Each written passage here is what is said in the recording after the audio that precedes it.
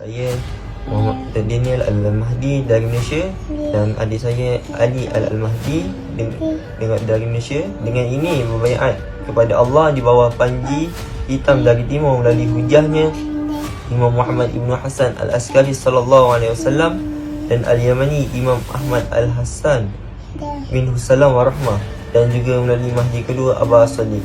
Asyhadu an la ilaha illallah wahdahu la syarikalah wa asyhadu anna Muhammadan abduhu wa rasuluh wa asyhadu anna aliyan wal a'immah min walihi hujjatullah wa asyhadu anna al-mahdi wal mahdiyyin min walihi hujjatullah.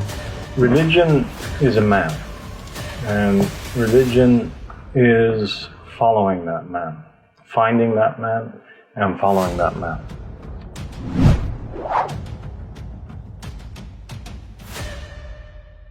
Asalnya, kumpulan agama baru ini dijuluki sebagai Syiah Yamani, Black Banner, Al-Ansar Imam Mahdi. Sebelum ini, gerakan ini pernah ditahan dan didakwa di Malaysia kerana membawa ajaran yang menyeleweng. Kali ini mereka hadir dengan jenama baru, dengan mensabitkan diri mereka sebagai satu agama baru yang dikenali sebagai The Ahmadi Religion of Peace and Light, atau lebih dikenali sebagai agama Ahmadi. Gerakan ini dimulakan oleh Ahmad Al-Hassan yang mengaku dirinya sebagai tokoh yang dijanjikan, iaitu Al-Yamani. Al-Yamani di sisi Syiah adalah merupakan pembantu kepada Imam ke-12. Jika Syiah mengimani adanya Imam 12, maka Ahmad Al-Hassan membawa pengakuan bahawa wujudnya 12 Imam Mahdi selepas Imam Syiah. Jadi Imam Mahdi pertama adalah Ahmad Al-Hassan. Ahmad Al-Hassan dilahirkan dan tinggal di Iraq. Dia mendakwa telah bermimpi berjumpa dengan imam-imam Syiah pada tahun 1999 dan mereka memberi mandat kepadanya sebagai Imam Mahdi.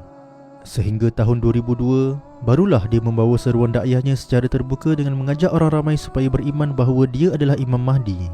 Para pengikut Ahmad Al-Hassan yang majoritinya dari Iraq mula menggelarkan diri mereka sebagai Ansar Al-Mahdi. Dari situ mereka mula tersebar sehingga mula melantik Abdullah Hashim Abah Al-Sadiq sebagai Imam Mahdi kedua selepas dari Ahmad Al-Hassan. Kini usaha dakwah banyak diusahakan oleh Abdullah Hashim, sehingga kini pengikutnya mula tersebar dari Iran, Indonesia, Malaysia, Pakistan, Afghanistan, Algeria, Amerika Syarikat dan Australia. Mereka sangat aktif berdakwah di pelbagai platform di laman media sosial. Realitinya kalau kita tengok kepada kumpulan seperti gerakan Ahmadi Religion Peace and Light ini, mereka mendakwa bahawa mereka bukan daripada fahaman Syiah Imamiyah. Mereka tak mengaku mereka sebagai Imamiyah dan mereka juga tidak mengaku sebagai Ahlu Sunnah. Dan mereka ini mendakwa bahawa mereka adalah gerakan agama baru yang dikenali sebagai Ahmadi Religion.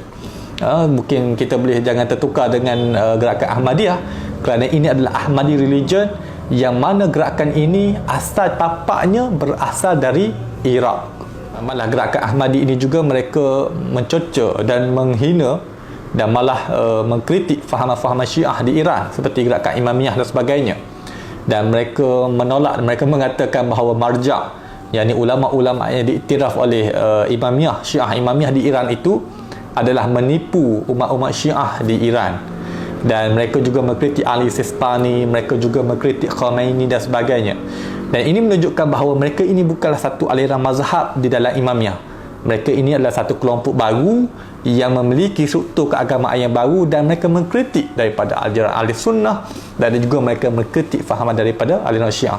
Kini gerakan mereka mula mengaku sebagai gerakan agama baru yang dikenali sebagai agama Ahmadi. Penganut agama ini juga giat menyebarkan dakwah kepada golongan muda, termasuk kepada kalangan anak muda yang berbangsa Melayu di Malaysia. Meskipun tidak menyandarkan diri kepada mana-mana aliran dalam aliran Syiah, namun agama ini adalah hasil sinkretisme daripada fahaman batiniah, syubhat orientalis dan ajaran Syiah serta dakwaan eskatologi menurut hawa nafsu mereka, di mana mereka mencampur adukkan beberapa ajaran Islam dan Syiah serta menggunakan rujukan Syiah sebagai rujukan dan landasan mereka. Sebagaimana ajaran Syiah yang percaya kepada 12 orang imam, agama Ahmadi pula percaya kepada 12 orang lagi Imam Mahdi yang akan muncul selepas 12 imam yang terdapat dalam ajaran Syiah. Kesemua 24 orang iaitu 12 imam dan 12 Al-Mahdi ini dipercayai sebagai rasul yang dilantik oleh Allah melalui wasiat daripada Nabi Muhammad sallallahu alaihi wasallam.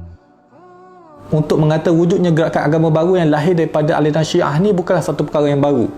Kerana kalau kita lihat dalam sejarah, antaranya agama Bahai, Agama Bahai ini memang kalau kita tengok, mereka ini adalah satu kumpulan daripada Syiah Imamiyah di Iran. Lalu mereka bercampur dengan fahaman sesat, dengan pelbagai fahaman sekularisme yang lain. Lalu mereka membentuknya satu gerakan agama Bahai. Begitu juga dengan agama Druz, agama Yarsani, agama Alevi. Semua ini adalah satu gerakan yang telah berevolusi, yang telah membentuk satu fahaman gerakan agama baru yang kompleks. Walaupun asalnya mereka ni memang daripada aliran Syiah, tetapi mereka telah mengamalkan satu sistem yang dikenali sebagai syncretism. Yang ini mereka mencampur adukkan dari fahaman agama mereka itu dengan fahaman luar, seperti fahaman batiniah, fahaman agama-agama luar, sehingga membentuk satu struktur yang baru. Dan mereka juga menambah dalam fahaman mereka seperti adanya kitab suci, adanya struktur keimaman yang mereka imani, mereka percaya kepada nabi-nabi baru, dan ini membentuk mereka menjadi satu gerakan agama baru yang tersusun. Malah di Malaysia kita dah mendedahkan antaranya 60 agama baru di Malaysia. Dan ini bukan satu perkara yang pelik ataupun perkara yang baru bagi kita. Sidang penonton, apa yang saudara-saudari sedang saksikan sekarang adalah berulang kembali pada akhir zaman. Alhamdulillah. Sidang penonton sekalian, kita dapat saksikan sekarang bendera Ahmadi. Ini adalah bendera Ahmadi, agama keamanan dan cahaya.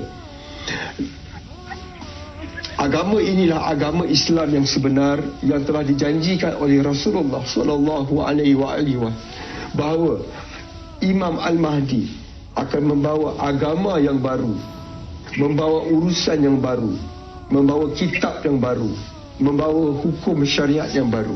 Penganut agama Ahmadi meyakini bahawa Ahmad Al-Hasan, iaitu seorang yang berasal dari Iraq, merupakan Imam Mahdi pertama.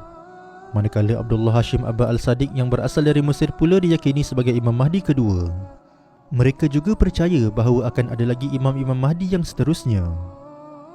Agama Ahmadi juga percaya kepada konsep reinkarnasi, iaitu penjelmaan semula sebagai konsep rajaah dalam ajaran Syiah, di mana mereka percaya bahawa Imam Ahmad Al-Hasan adalah penjelmaan semula Sayyidina Husain bin Ali bin Abi Talib, manakala Abdullah Hashim Aba Al-Sadiq pula adalah penjelmaan semula Nabi Yusuf alaihi salam. Selain itu, mereka menganggap bahawa Muhammad bin Hasan Al-Askari, iaitu Imam ke-12 yang merupakan Imam Mahdi yang dinanti-nantikan oleh seluruh pengikut Syiah, adalah penjelmaan semula Nabi Muhammad SAW. Ia dipercayai telah pun muncul pada malam kematian Raja Arab Saudi, iaitu Raja Abdullah, pada tanggal 23 Januari 2015, di mana pada malam itu para pengikut agama Ahmadi mendakwa mereka berada bersama dengan Imam Mahdi. Agama Ahmadi kemudiannya menjadi sebuah gerakan agama baru yang mempunyai kitab sucinya tersendiri, yang dikenali sebagai The Goal of the Wise, The Gospel of the Riser of the Family of Muhammad, serta Sayings of Imam Ahmad Al-Hasan yang mengandungi kata-kata Imam Ahmad Al-Hasan. Selain itu, penganut agama ini mempercayai bahawa roh Tuhan telah ditiupkan ke dalam diri Nabi Adam. Setelah kematian Nabi Adam, roh itu kemudiannya dipercayai telah masuk ke dalam khalifah, iaitu pengganti daripada kalangan para nabi yang datang selepas itu. Kesemua nabi-nabi ini dipercayai membentuk sebahagian daripada Tuhan di dalam ciptaan. Penganut agama Ahmadi juga mendakwa bahawa tokoh-tokoh termasuk tokoh yang menjadi sembahan dalam agama-agama lain adalah nabi yang diutuskan oleh Allah. Antara tokoh-tokoh yang dianggap sebagai nabi dalam kepercayaan agama Ahmadi ialah Gautama Buddha, Krishna, Confucius, Lao Tzu, Plato, Aristotle, termasuklah Al-Lat, Al-Uzza dan Al-Manat yang menjadi sembahan musyrikin di Mekah suatu ketika dahulu. Lantaran itu, kesemua kitab-kitab yang disandarkan kepada tokoh-tokoh ini dianggap sebagai wahyu daripada Allah. Agama Ahmadi turut mentafsirkan nas-nas agama menurut sudut pandang batiniah, di mana mereka mendakwa bahawa solat 5 waktu yang sebenar bukanlah sebagaimana solat yang diamalkan oleh umat Islam pada hari ini. Sebaliknya, solat 5 waktu yang sebenar adalah percaya kepada keimaman 5 orang imam. Agama Ahmadi juga menganggap tidak ada beza sama ada melakukan umrah ke Mekah maupun ke tempat lain, kerana Baitullah yang sebenar letaknya di hati. Mereka juga meyakini bahawa Kaabah yang berada dalam negara Arab Saudi dan menjadi kiblat seluruh umat Islam pada hari ini bukanlah Kaabah yang sebenar. Sebaliknya, mereka percaya bahawa Kaabah yang asal terletak di kawasan Petra dalam negara Jordan, namun ia telah musnah sepenuhnya. Lantaran itu, ada daripada kalangan pengikut agama Ahmadi di Malaysia yang mengaku akan meruntuhkan Kaabah yang terdapat di Mekah bersama-sama dengan Imam Mahdi. Agama Ahmadi boleh dianggap sebagai satu ancaman kepada negara. Ini kerana selain menganggap hampir kesemua umat Islam pada hari ini telah mengikuti Yahudi, kita juga akan mendapati bahawa hampir semua umat Islam telah mengikuti dan menjejaki Yahudi dan Nasrani. pengikut agama Ahmadi turut mempertikaikan para ulama serta para mufti di Malaysia yang mana dilantik oleh pemerintah. Bagi mereka, para ulama adalah makhluk paling keji yang memainkan peranan iblis dalam menyesatkan manusia.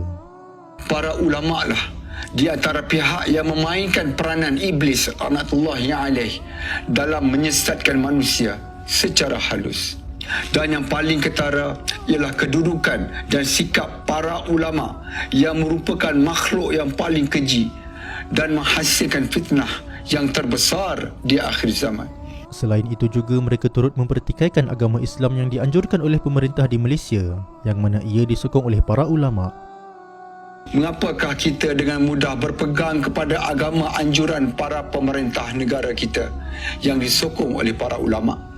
Apakah versi Islam yang anda anuti kini, yang dianjurkan para ulama, disokong para pemerintah, diwarisi dari nenek moyang, diamalkan oleh majoriti dan diamalkan secara lazim dan bebas dengan pelbagai pesta perayaan adalah agama Tuhan yang sebenar? Gerakan ini kalau kita tengok dikesan di Malaysia sejak tahun 2013 lagi. Maksudnya dah lama mereka bertapak, hampir 10 tahun.